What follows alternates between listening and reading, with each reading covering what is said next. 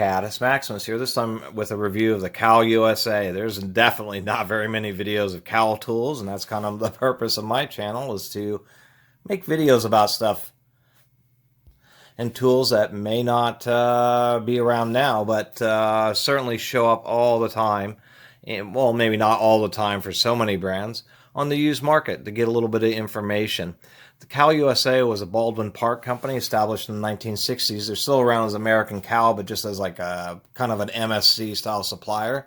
It seems somewhere around the 2000s or maybe the 90s they got pulled into the Stanley Black & Decker conglomerate, and for a while it was the Mack tool trucks that were selling KAL. So if you get any of these, your best bet is to talk to, go to the Mack Tools truck and talk to them about it.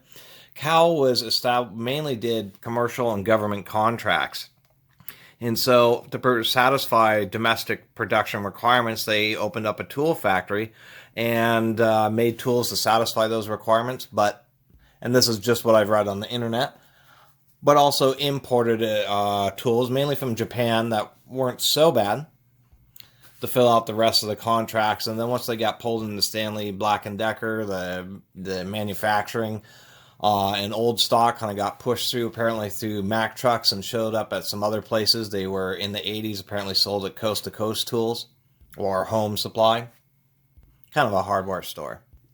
But it seems once they stopped really making the tools, that they just told everybody to take a hike with their lifetime warranty. And that was like the most disappointing thing. It was people really had to work, and these were 10-year-old posts where people had to really work to try to find parts and get these warranted. And so now I believe the only luck is through a Mack Tools truck. And so that's a little disappointing, because it kind of seems like a neat ratchet, kind of like the Bonnie, where the reverse lever has stood off from the body of the ratchet so that it doesn't interfere when you're ratcheting, and you have no chance of it self-reversing. It's kind of, it's okay. It's actually pretty symmetrically ground, even though they didn't bevel the corners very well. The knurling just isn't the greatest, but it's okay, and they just cast their name here.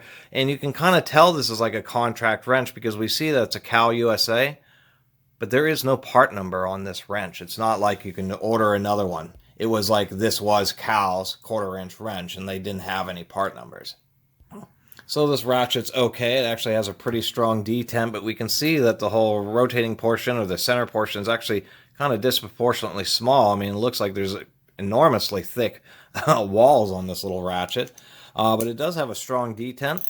It's pretty coarse. This thing's going to be at most like a 30 or 32 tooth, but it feels pretty solid, and really doesn't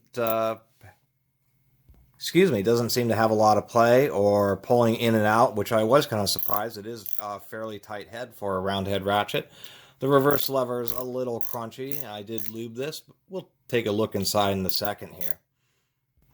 So these are kind of neat little collector's ratchets, but I definitely wouldn't pay too much money off of eBay. We'll take a look inside, but I'm sure it's not going to be the best ratchet mechanism. We've already taken apart a Bonnie with its two huge pawls. It's going to be pretty difficult to outdo that.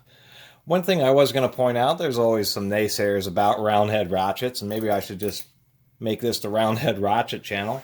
But if, say, this Powercraft 100 series, we can see that the head size is almost the same as what would be considered a standard pair head ratchet. I mean, it's effectively the same.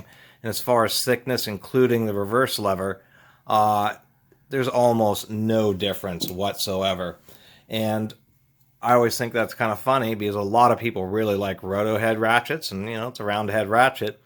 And I mean, people complain about round head ratchets heads being too big, and these roto heads are just huge. They're like the biggest ratchet head you could possibly have. Anyway, I kind of thought that was just a little bit funny.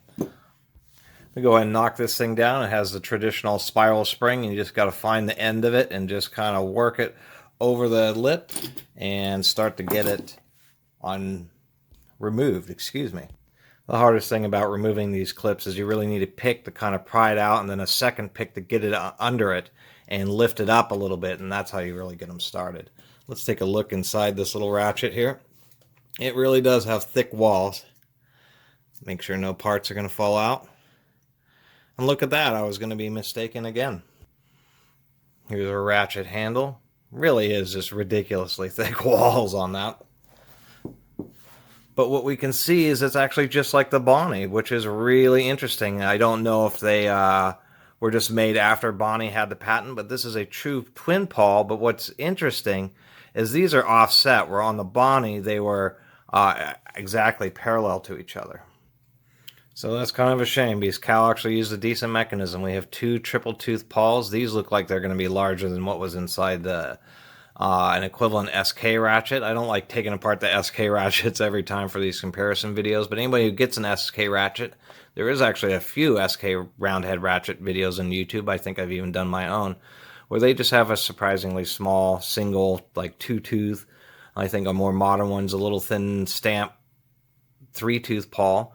And this KAL, even though the company's kind of funky and wasn't so great about their warranty, actually made a nice little heavy-duty ratchet. For how short the handle is on this thing, this is actually would be almost extreme. I'm pretty sure that you would never really worry about stripping this out or having it slip. And that may be a result of contracts, or they may have had early ones, and then since they're contract tools and don't want to naysay any type of government or, workers or anything like that. But, a lot of times when people are using shop tools, they aren't treated quite as nicely, and they may have had one stripping out. So they just said, you know what, we're just going to put in 2 huge pawls, and that'll hold up. But it's kind of interesting to see.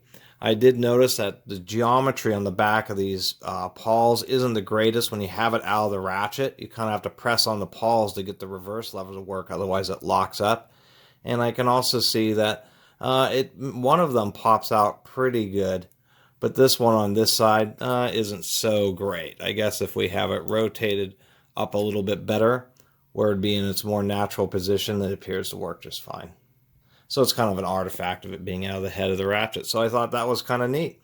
I'm going to go ahead and end this video here. Just give people a little bit of information, a little bit of history on KAL tools. And it actually turns out that these little ratchets, at least ones that are branded like this, and are going to be actually pretty worthy to pick up. That is actually really surprising. It's actually rare to see really robust designs like this in roundhead ratchets. And somehow I just ended up with a Bonnie and a KAL, and it turns out both of them use almost identical designs. Anyway, I really appreciate everybody watching and subscribing, and if you haven't subscribed, please do. Until next time, Catus Maximus out.